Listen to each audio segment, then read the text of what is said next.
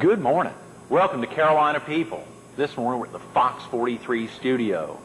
We're focused on shared care, and we're visiting with its executive director, the Reverend Joseph E. Washington. Good morning, Reverend Washington. Good morning. Thanks so much for being with us this morning. It's so exciting. You know, just last week, Dr. Davis, Bill Davis, was with us talking about SOS Healthcare, and during the interview he talked about shared care and the excitement of bringing you on board back in December of '02 and the impact that you've had on really helping launch this and make it such a critical difference here in Horry County. Well, thank you for inviting me, and it's an honor and a daunting challenge to follow Dr. Davis. As you know, the work that SOS and Dr. Davis has done throughout the years has just been phenomenal. For him to leave a practice and to start giving health care to the indigent of Horry County is just, I think, a great story. Dr. Davis is part of our board. He's secretary to the board. He's been, along with a lot of people from Horry County, have been meeting for a couple of years almost, planning shared care, and I came in and sort of implemented their plan and their dream. Reverend Washington, do you mind if we call you Joe? That's fine. Just to shorten a little bit to give more time for you to talk. That's right. Less formal. As you know, the bulk of our viewers are in the PD in southeastern North Carolina. Horry County is less than a third of our viewers. But part of the thrill of getting you in is to help potentially set the model for some of those other counties, from Marlborough County or Robeson and Scotland County, for them to think this is something that can be done in their own county. So even though we're talking about Horry County, and a lot of our viewers in the PD in southeastern North Carolina can't take advantage of shared care, I saw this as exclusive to Horry County.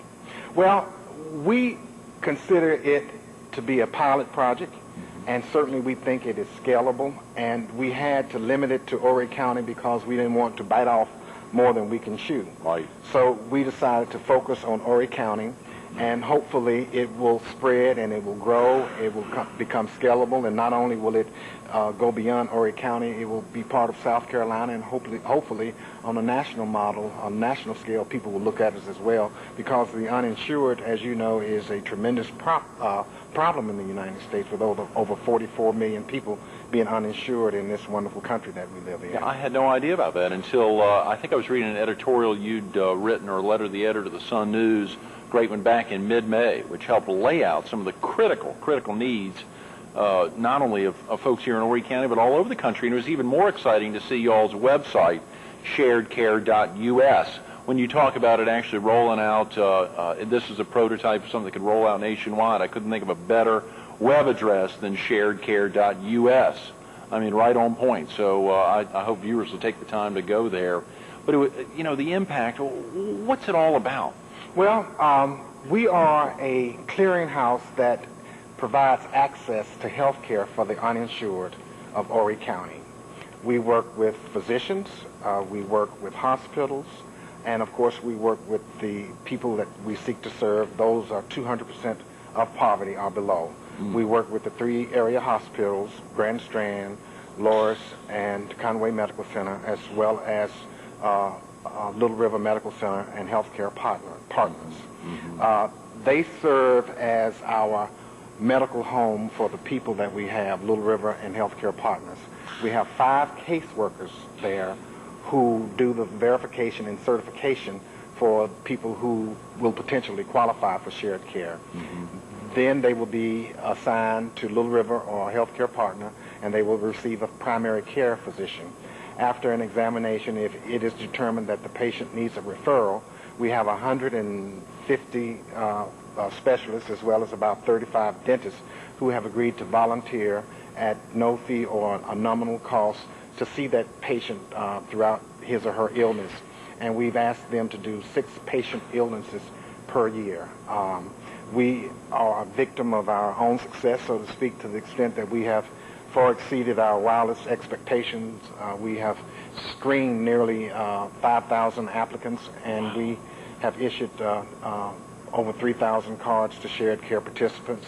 All of the patients are 200% of poverty, so we do have a thorough screening process, and when they go to the caseworker immediately screens that patient for Medicaid first, which is about 150% of poverty, and if they are above 100 to 150% of poverty, we see if they fall within our guidelines, which is sort of like the work. They work every day. It's not people, and unfortunately, Greg, I had. I guess it's good to be confessional even as a reverend. I had the stereotype of the uninsured as being people who don't work and who were trying to get over. But these are people like you and me. 8 out of 10 of the uninsured work every day. They are clerks, they're secretaries, they are construction workers, they are people who work at fast food restaurants, they are in the service industry. Just all kinds of people from all walks of life who don't make enough money to pay for a health care policy and whose employer cannot afford, based on its size, on their size and the expensive cost of health care, to provide health care insurance. So these are people that are my cousins, your cousins, aunts and uncles, who we are seeking to serve in trying to access health care for them. Will you just break that simply down? I mean, just in raw numbers, if we were talking about poverty level would be about what? $9,000. $9,000 a year. And 200% of the poverty level would be about $18,000 Okay. for one. Okay. And it would, if there were two, it's about 24, So and it goes on and on and on. Okay. So these are people who work, who are trying to make a decent living. I use an example. When we first moved here, we tried to get somebody to help us out, and unfortunately her husband worked in an industry that provided health care, which is good, but he became injured and couldn't work any longer. Right. His disability ran out. 2 adults and 2 children. The children were covered because of Medicaid, but mom and pop, who were less than 40 years old, who started a little business, just couldn't provide health care for themselves because of their cash flow. You know, if you make a difference on, you have to make a decision whether or not you're going to pay your rent, your mortgage, or your food bill versus health care. And certainly rent and mortgage, food is more immediate than health care because many times we think that we're invincible and we'll be here forever, especially when you're young. But if a tragedy comes, you certainly recognize the need for health care if you get sick or ill. Absolutely. That's right. It's those critical times when something bad happens before you recognize the true need. Real quick about yourself, Reverend Washington, or Joe. Are you originally from the area? No, I am a trailing spouse, and I say it like that because most of my female friends really like to hear that. Originally, my wife was recruited to work in an OBGYN practice here in Conway, in the Conway area. And I had originally planned on commuting from my church in Queens, New York. This opportunity became available, and I thought it was an ideal and wonderful ministry, and I petitioned my bishop, and I'm assigned here to be the executive director for shared care in what we call extension ministry. Now, I don't want you to think that I'm from Queens, New York. I'm a country boy originally from Arkansas. Oh, is that right? That's correct. Wow. Yeah. President Clinton's home state. Well, those or no, I'm sorry, that's right. He's pretty hot right now after his book came out last week. That's right. Yeah, but I am from his home state. Right, that's right. That's exciting, but I saw a heck of a lot of your life spent in the greater Boston area. Most of my adult career has been spent in Boston, Massachusetts, Westchester County, New York, and Queens, New York. I've pastored in Massachusetts and New York. I worked in the mayor's office for 8 years, which was an outstanding experience. I've done work in third world development with Oxfam and pastored an urban church, a mega church. So I've just had an outstanding career to date. When I say outstanding, it's just been fun and challenging. I think I saw maybe on a bio or otherwise on you from 1998 to present, chairman and CEO of an international group. Absolutely. Not international. We do work in financial literacy. I'm chair of the board for the Organization for New Equality. Okay. And what we do is try to help people understand how credit, cash, and capital works in the United States, and try to gain access for people who have traditionally been locked out of the economic mainstream, which is something we started when I was in Boston. I'm a founding board member, and the board asked me to chair it, and I still continue to do that because I, as well, consider it as part of the ministry that God has called me to do. Actually, when you think about shared care, and I like to think about it specifically as it relates to health issues, but more importantly, I think that we have to have a holistic approach to sharing and caring for our community. There is a reason why people are uninsured, and most of it can be traced probably to the lack of education, and you can't get a good job if you don't have education, and you don't have the skills to do that. So I'd like to see, at some point, my vision is to see shared care grow, and that we deal with the holistic well-being sort of as an umbrella approach to people who have maybe locked out in our society, to give them access to not only health care but to education and mentoring programs as well. Joe, y'all's success, I mean, having screened 5,000, having touched now regularly 3,000 folks. Right. 30,000, I think you said, uninsured in Horry County alone. Right. Not touching the 40-some million in the U.S. I mean, that is, as you said, having touched the tip of the iceberg, but having had that impact on the 3,000 and continuing to roll out. Are you all, how is it funded? How is shared care funded currently? Excellent question. Well, let me preface my answer by saying we know that this is not the panacea. It is not the answer. What we do is a daunting task. It is a Band-Aid over a malignancy. We are trying to respond as residents of a community in the way that we think is most appropriate. We are funded through the Duke Endowment. We received a small grant from the state of South Carolina.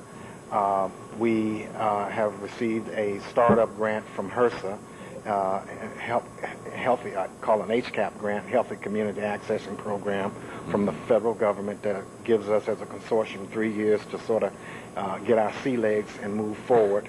And we have had tremendous support from local churches, First Presbyterian, First Methodist, Christ United Methodist Churches, Christ United Methodist Church. Burroughs and Chapin has been outstanding. The Sun News has been helpful.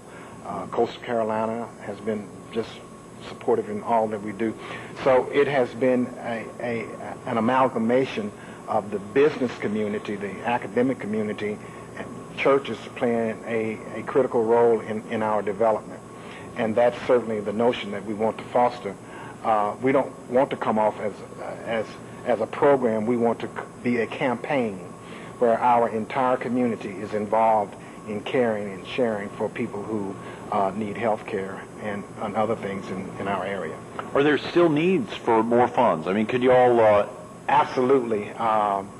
We need donations. We need grants. We need private donations because of the need for prescription drugs, because of the need for x-rays. One of the things that attracts physicians to shared care is their ability to order diagnostics and to prescribe necessary medication.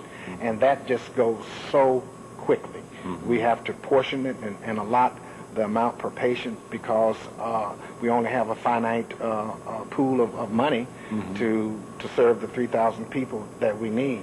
We need more doctors. We need what we are getting right now, doctors and resources. And we also could use some volunteers too, Greg, to help us Okay. just input the information from patients in our community. Yeah. Now, where would volunteers go? Would they go to... They would probably come to our office, Okay. which is 921 North Kings Highway in the old Burroughs and Chapin Human Resource facility that's owned by First Methodist Church across from the Pavilion parking lot. Right across from the Pavilion parking lot, sure. Absolutely. And after I've said that so many times, I tell people that they can certainly identify by me saying it is the building where Merlin Fried Chicken is in. they know exactly where it is. Sure, absolutely. Yeah. Well, it's so exciting to think of that impact. And you talked about more doctors, reaching out to more physicians. How do you get, I think I saw as of maybe June 10th, you all had 176 laid out, and even possibly more than that in the last couple of weeks. how do y'all go about reaching the other physicians and extending is it an olive branch? What's got to get them interested? Well, we have done all sorts of things. We certainly have had mailings to the physicians. We've gone to their staff meetings at the local hospitals. We've made one-on-one contact. We've sent out brochures. We developed a press kit for doctors so that it would explain to them what shared care is about and what we expect from them. We've asked other doctors to help recruit other physicians in their specialty. Right. I have gone to several functions to try to recruit doctors, and I always ask doctors for referrals, someone who they think would be interested.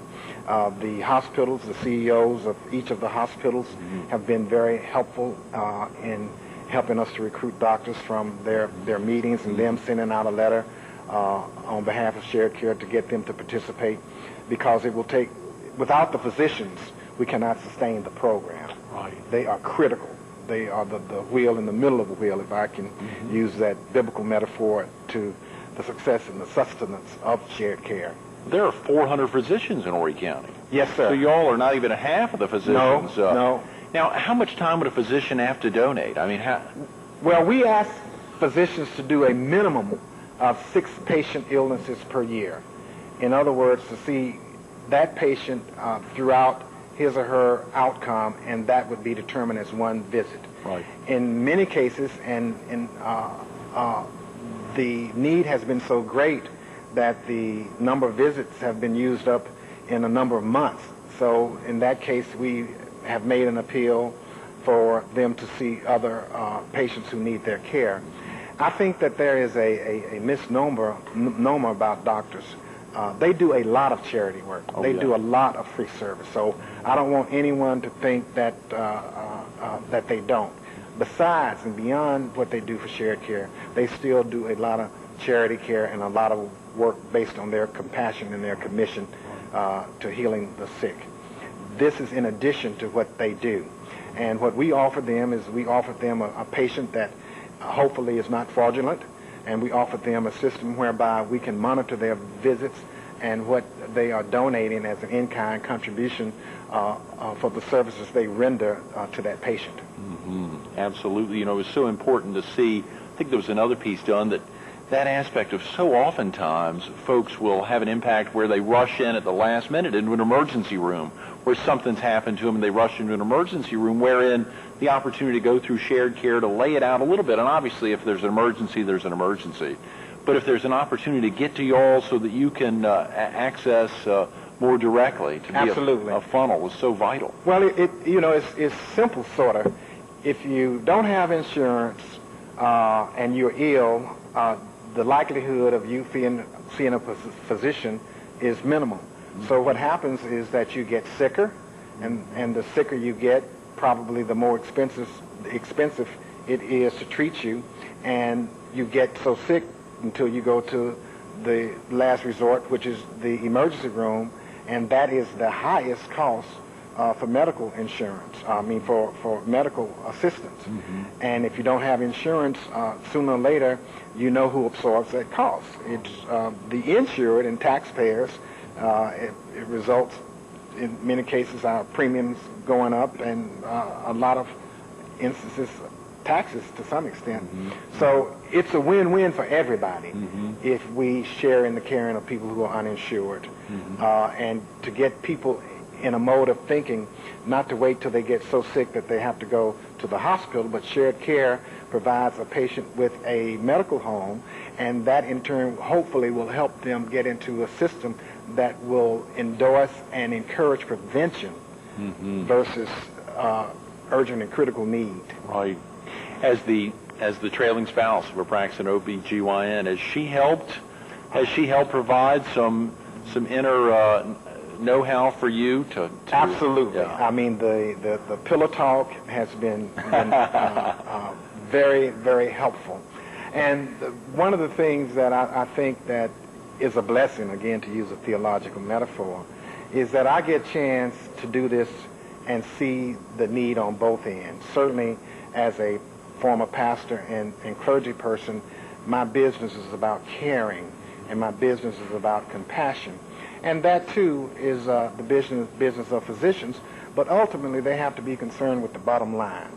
So I understand the kind of sacrifice these doctors are making. And Dodie has been extremely helpful in helping not only me, but Shared Care to think through some of the critical issues and concerns that physicians may have. She has served as our editor and proofreader for many of the letters that we've sent out to the physicians. So it certainly has been an asset to me as a trailing spouse. And again, perhaps it's providence. Absolutely. We've got 5 minutes, Reverend Joe. Let's a couple of different examples. If a viewer had 5 hours to donate, if they could donate some time, you said they could come to y'all's location there on Kings Highway across from the Pavilion parking lot, and they could provide what? They could actually, you said, enter. Well, we have data that needs to be put in our computer system, so that we can track the number of visits that the doctors have made, as well as their in-kind contribution, to make sure that it is appropriately chronicled in our computer system. Okay. That's what the critical need is right now. In fact, my 2 daughters are doing it for us right now. Oh, wow. Is that right? Okay. How about another example? Let's say a viewer's got $300. They think they could donate to Shared Care. You talked about going to prescriptions, helping to... I mean, what's an example of a way $300 be utilized if someone could donate it today? Oh, certainly. Well, there are several ways. We can always use capital resources for medication and X-rays, and general operating expenses as well. We have 3 years of funding to make this work. And one of the things that we have to do is to become sustainable. And by becoming sustainable, that means that we have to get contribution and donations from the private sector, businesses, as well as personal donations. And any kind of philanthropic effort would be very helpful and would sustain the existence of Shared Care, because we definitely make a positive difference in a lot of people's lives. Okay.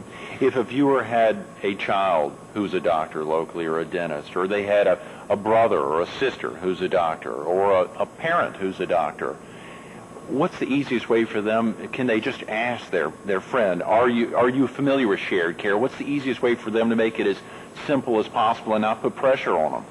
Actually, they could call me Right. at 913-5261, area code 843, and we wouldn't put any pressure on them. We would encourage them to become part of Shared Care. And I think, simply put, when physicians know that there are people in their specialty and category who are doing the same thing, that makes the load and the incentive much greater to become part of it.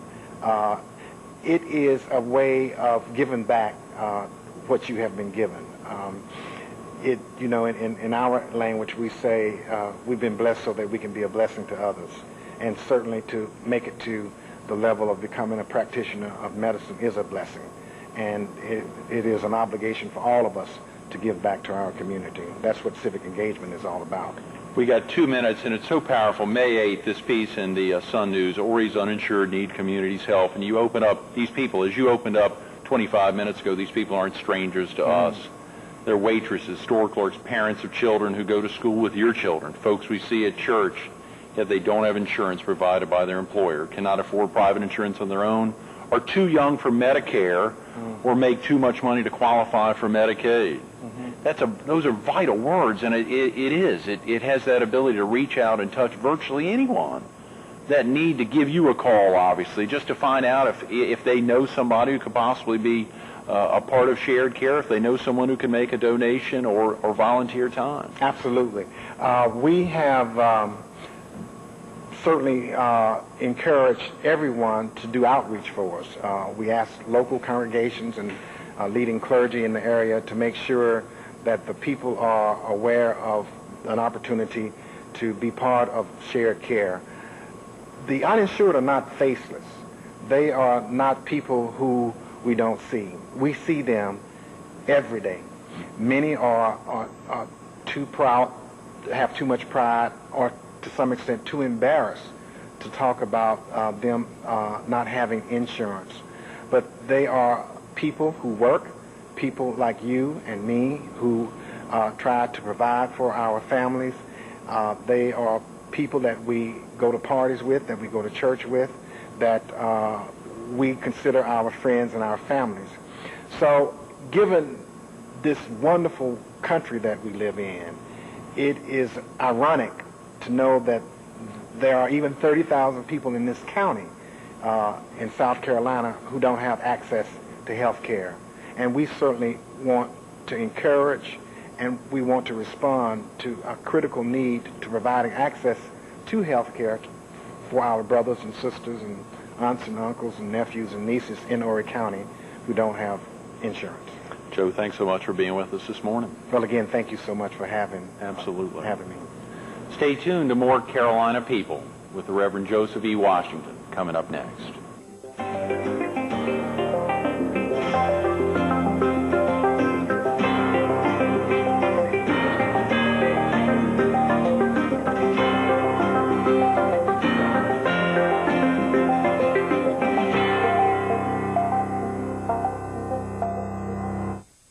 If he didn't make it clear, and I think he did, we need more help. Shared care. We need your help.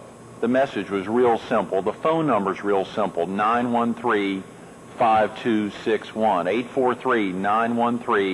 843-913-5261, or visit them online at sharedcare.us. They need your help.